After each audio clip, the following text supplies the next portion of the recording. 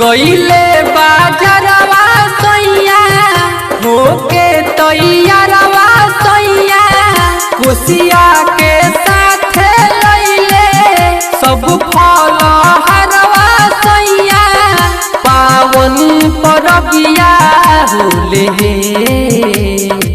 जय हो छठी माँ। घाट जाहत देख के कोयलिया बोले कान्हे पर बहंगिया डोले घट जाता देख के कोयलिया बोले कान्हे पर बहंगिया डोले। जय हो। घाट जाहत देख के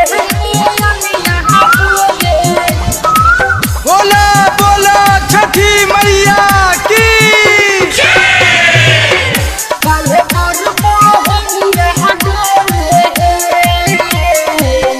कार्तिक गोने सल के चल दिहले गौराए रामा नदिया के तीरे और दिली माता गौराए रामा।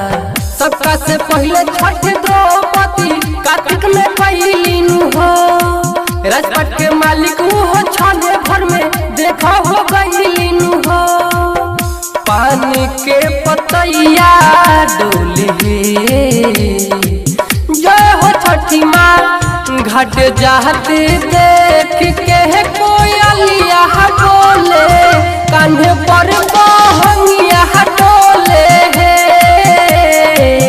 घट जाता देख के कोयलिया बोले कान्हे पर बहंगिया डोले। जय हो। घाट जाहत देख के प्रेम से बोली छठी मैया की। आरके रिकॉर्डिंग स्टूडियो कोटवा।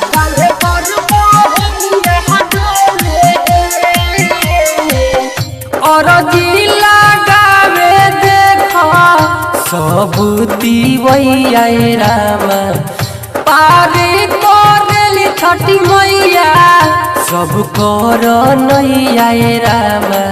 लोभर बाबा कहले इहे बारितियानु हो लभेरी लाल देखो गावतारे छठ के गीतियानु